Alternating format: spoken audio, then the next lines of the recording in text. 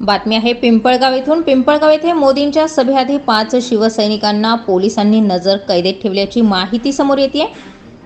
पिंपळगाव येथे होणाऱ्या जाहीर सभेत खोट्या आश्वासनाबद्दल जाब विचारण्याचा इशारा देणाऱ्या 5 शिवसैनिकांना पोलिसांनी ताब्यात घेत नजर कैदेत ठेवले।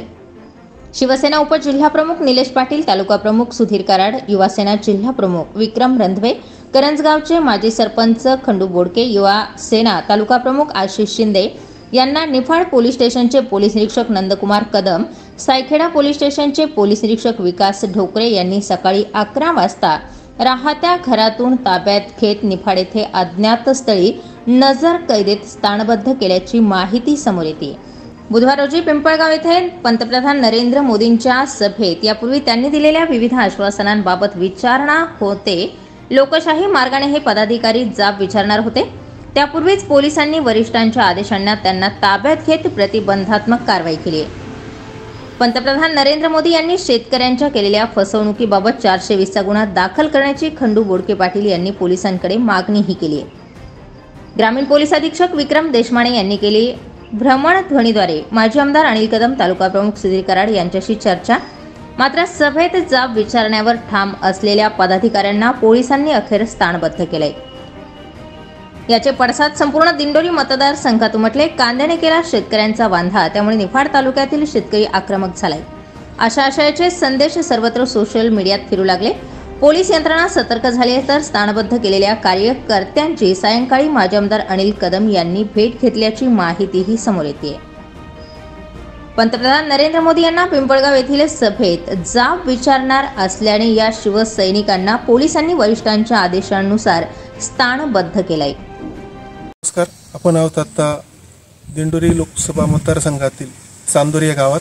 आणि काल जो प्रकार घडलाय की शिवसैनिक जे नरेंद्र मोदींच्या सभेमध्ये लोकशाही पद्धतीने जाब विचारणार होते, त्यांना कालपासून नजर कैदेत ठेवण्यात आलंय आणि अशी आपल्याला माहिती मिळाली। तर त्याबद्दल आपल्याबरोबर एक शिवसैनिक आहेत, संदीप गडाख, त्यांचं आपण काय मत आहे जाणून घेणार आहोत। आबा, नेमका काय प्रकार आहे?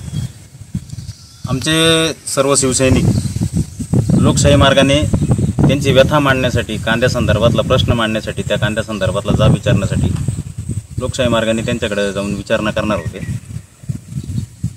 त्या शिवसैनिकांना नजर कैद करून प्रशासनाने पुन्हा एकदा जुलमी राजवट आणि महायुती सरकारने पुन्हा एकदा जुलमी राजवट ही आम्हाला दाखवून दिलेली आहे। एकतर शेतकरी पूर्णपणे संपून टाकलेला आहे। कांद्याला भाव नाही, द्राक्षाला भाव नाही, टमाट्याला भाव नाही, सोयाबीनला भाव नाही, इतर पिकांना भाव नाही। शेतकरी पूर्ण देश उधळीला लागलेला आहे। मग इतक्या वर्षापासून, जर 10 वर्षापासून मोदी साहेबांची सत्ता आहे, तर किमान 10 वर्षामध्ये कांद्याला योग्य भाव मिळालाच नाही, शेतकरी उजारलाच नाही, जगेल कसा शेतकरी? अशा परिस्थितीमध्ये कोणीतरी लोकशाही मार्गाने जर एखादं आंदोलन उभं करून त्यांना जर विचारणा करायला जात असेल, तर त्यांना तुम्ही नजर कैद करणं, मी 100% आमच्या सबंध चांदोरी ग्रामस्थांकडून, सबंध शेतकरी वर्गाकडून, सबंध शिवसैनिक उभाटा गटाकडून आम्ही त्यांचा जाहीर निषेध करतो। पोलीस प्रशासनाचा जाहीर निषेध करतो आणि मोदी सरकारचा पण जाहीर निषेध करतो। हे होते संदीप आबा गडाख, त्यांचं आपण मनोगत जाणून घेतलं। पुष्कर भन्साळी, स्टार 24 साठी Chandori, Niphad. Star 24 fast news साठी पुष्कर भन्साळी, निफाड।